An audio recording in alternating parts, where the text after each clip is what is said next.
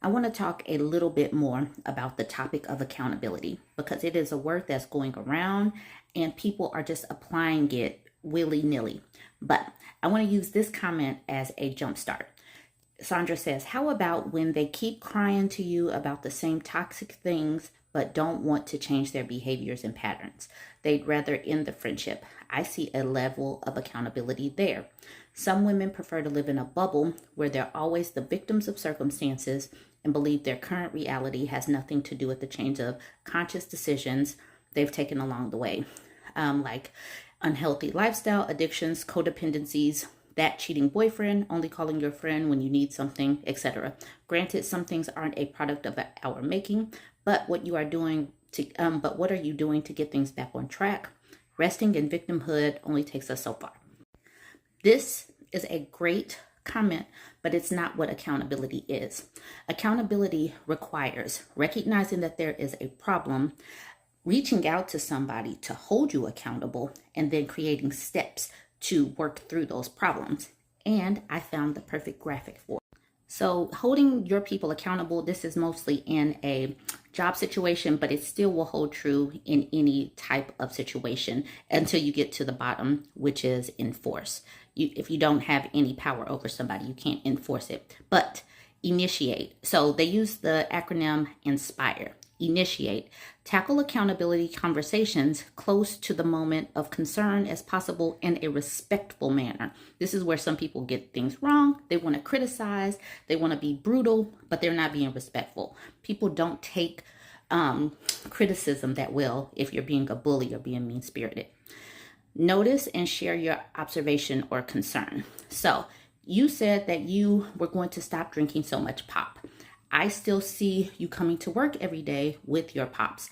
I still see all of these pops in your refrigerator. This is what I am noticing. Now, the specific support. How can I help you with that? Have you tried downloading this water app? Give some helpful advice that is specific. Probe. Ask questions. What is the problem? Do you have certain triggers that are making you reach for the pop? Ask questions. Invite. All right, so I'm going to text you, or you can text me at such and such if you are having a bad day with this pop situation. I'm just using any example. Review. Now, let's talk about this tomorrow at lunchtime. And enforce, this is if there is a work-related goal, like I'm going to do such and such in this amount of time, and then it doesn't fall off, you may lose your job. You know what? I'm going to make a part 2. Okay, so I was talking about accountability and using this acronym INSPIRE. So before there is real accountability, there has to be a goal, action, or behavior that you want to change, a habit that you want to form. There has to be something that you're working towards. It can't just be, you're in a bad relationship. Why do you keep getting with these sucky guys? You are not choosing the right guys. Why are you doing it? That is not something that is specific. So when you are trying to hold somebody accountable, it has to be something specific.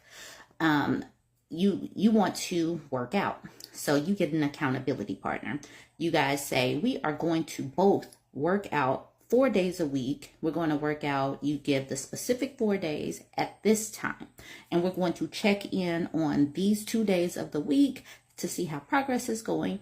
So when you are speaking to your accountability partner, you are partners. So there is accountability on both sides. It's not just top down. You are both inspiring others. You're both initiating conversations. You're both being respectful. If you notice that your accountability partner she's not working out the 4 days a week, this is where you're supportive. What's going on? What issues might you be having? You didn't work out on these 2 days this week. We said we're going to be working out. And then once you get to the bottom of the problem, you initiate some, you ask, is Tuesday a bad day for you? Would Wednesday be better? So we're talking out solutions together. This is a team effort because we're now communicating together. accountability requires some type of relationship, and it requires that we have already talked about this together. We've already talked about the goals that we are aiming for together. It requires like specifics. It's not just criticizing. You did not do this right. You are, you're sucking at this. That doesn't help. How can I help you, accountability partner? What should we change? Do we need to adjust the goal? So you can inspire, you can hold people accountable, and it does not always have to involve critiquing somebody and being brutally honest, because that can make people shut down. I want to bring this comment into the situation. Some people, so JoJo says, I think a person has to ask other people to hold them accountable. There is that reaching out to somebody else.